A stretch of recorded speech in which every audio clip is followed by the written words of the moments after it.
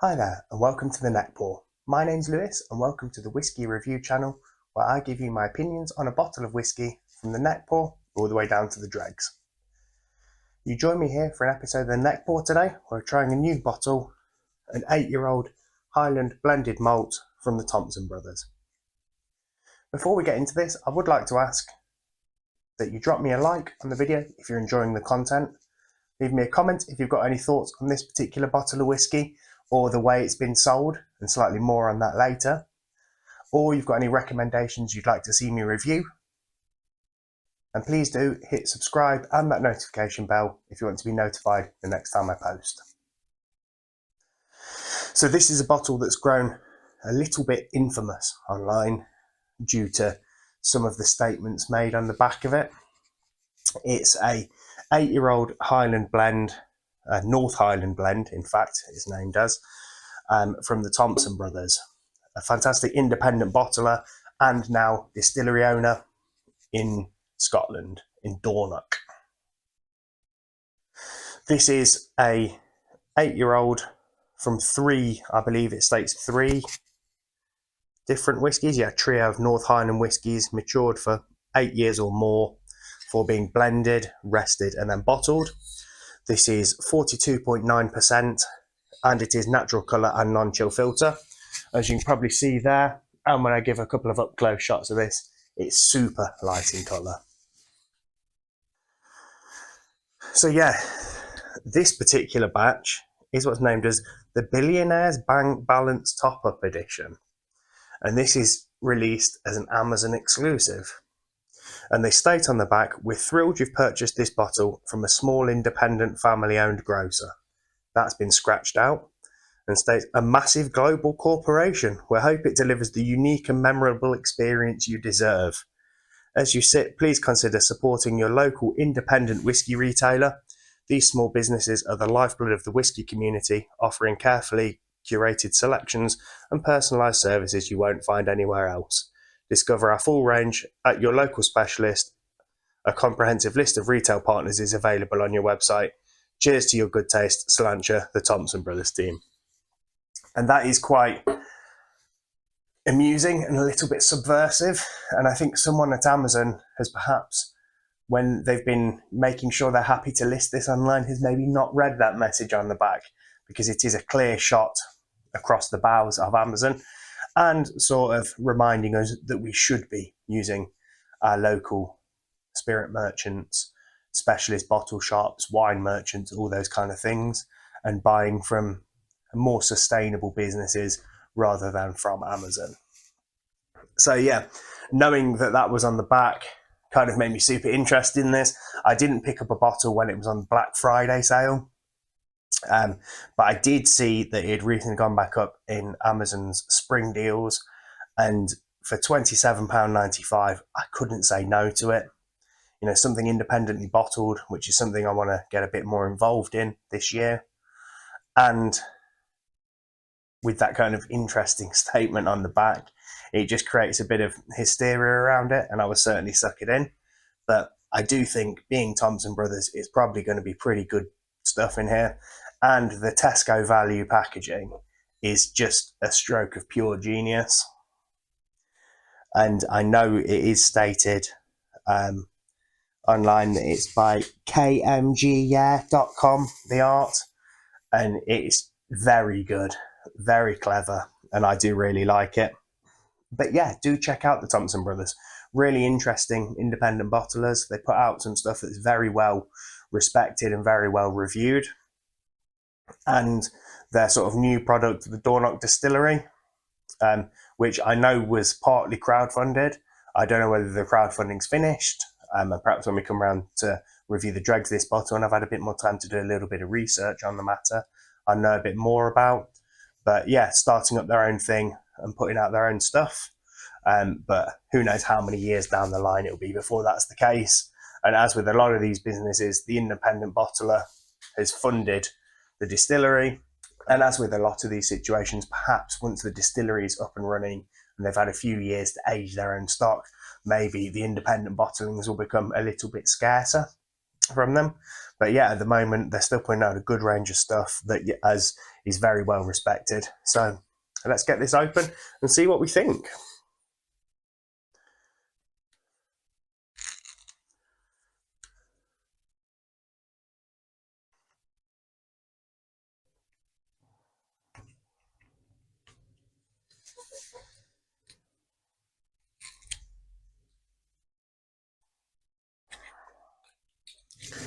Pop those bits over there.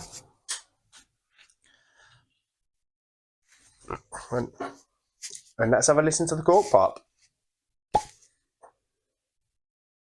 Virtually silent.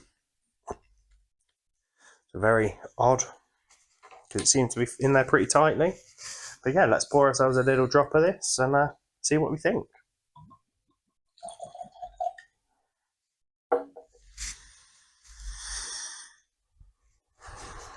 Yeah, having a little look online, it is 3 unnamed North Highland distilleries.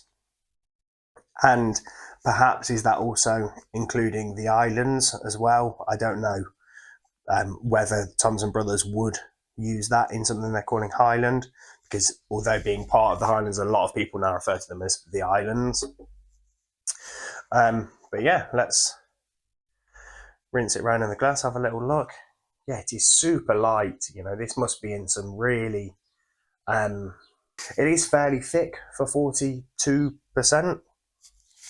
and we are 42.9% on this, and it does slide pretty thick and pretty consistently down the glass. There's no legs, no streaking.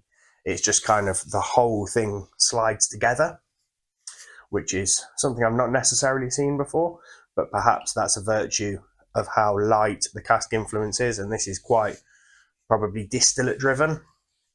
Yeah, let's have a little smell, see what we think.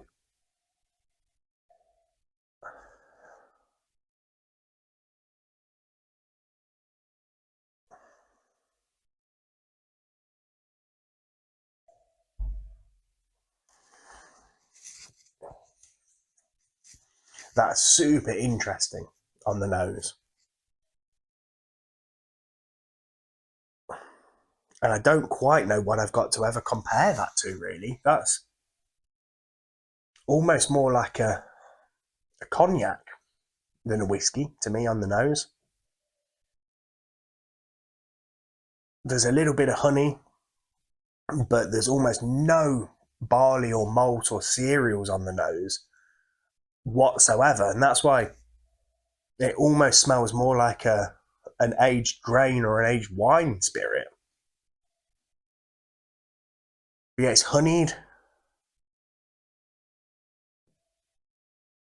There's a little kind of almost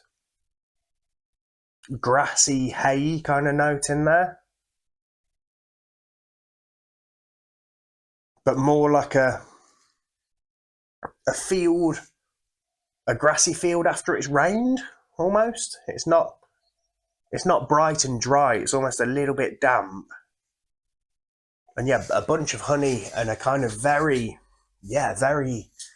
kind of neutral spirit character. It's really interesting, and it certainly makes me want to taste it, but I'm not quite sure what it's going to be like.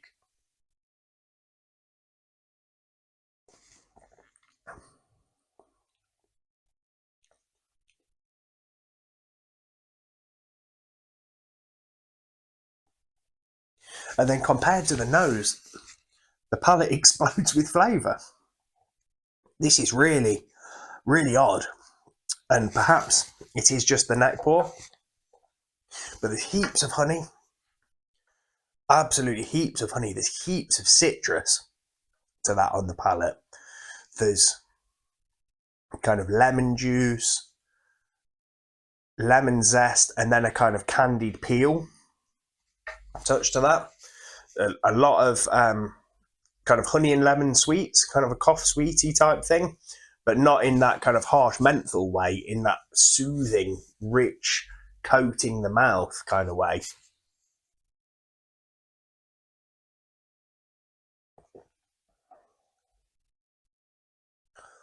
And yeah, again, that slight damp, grassy note still there. But yeah, that's a super honeyed whiskey. That reminds me quite a lot of the Jura whiskies, the kind of bourbon cask Juras that I've tried in the past. That honey lemon thing that's going on there, and that's really pleasant. The finish is long and warming, but there's no massive flavours shouting out. But again, it's super smooth. Again, you can tell from the colour that there's very light kind of barrel influence on this, and you're not getting any oakiness, you're not getting any tannins, you're not getting any astringency whatsoever. It's just a silky smooth whiskey all the way through. It's just that the nose is so light, it's almost off-puttingly light. It's really, really strange.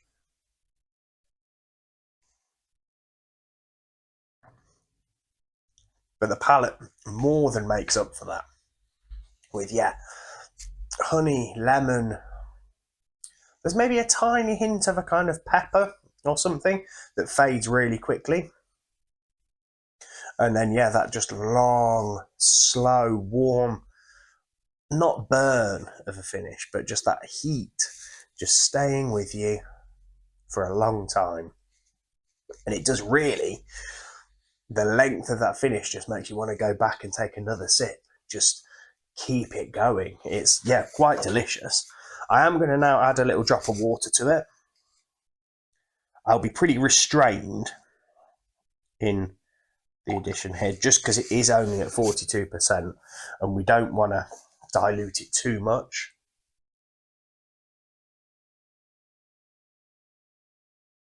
Let's give that a little stir. I've got no massively visible change of character to that. Looked pretty similar. Again, not really brought a huge amount out on the nose extra.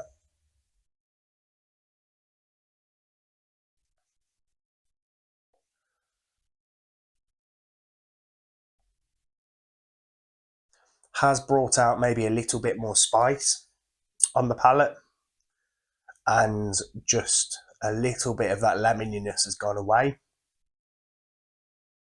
But that is the very first sip, only seconds after adding the water, and as those molecules start to get more used to each other and things, it will evolve slightly and change. But no, overall, I mean, when that's available for sub £30, that's a wonderful, wonderful whiskey. Again, non-chill filtered, natural colour. It's just a great bottle for that price, in the supermarkets. And I said it on the Neckpour of the Bunnahabhain, the Styrader that I did recently. You can't go into a supermarket and pick up anything for less than the price of this that's going to be higher than 40%, that's going to be not full of caramel, and is going to not be chill filtered. And so to pick up something that is naturally presented, that is an authentic experience, is brilliant. The only thing I think we're slightly missing is I enjoy the transparency of, say, a compass box, something like that, when you are getting stated what all of the different whiskies that they're going to a vatting are, or a batch, and their percentages. This is just missing that. But, who knows? It could be a blend of 3 distilleries that all don't want their names used, and so they'd have to give us, the weird cryptic clues, or just a Speyside, a Speyside, a Speyside, or in this case, a Highland, a Highland, and a Highland, and therefore they can't tell us anymore. But being a bit of a nerd and quite liking kind of statistics and things like that, I always like to see my percentages and what's in something, just for interest's sake. But I don't think I've got that much more to say about this one at this stage. I will be super interested to see how this develops over the coming sort of next couple of months. It does typically take me 2 or 3 months to get through a bottle is probably my average sort of time, unless, you know, there's a big event coming up where I'm going to have a load of people around and we're going to be drinking whiskey. I mean, coming into the summer, hopefully we're going to be barbecuing a bit more.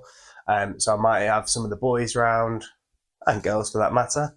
And, you know, there might be a few nights where we might overindulge slightly, so it might take a little bit less time than that.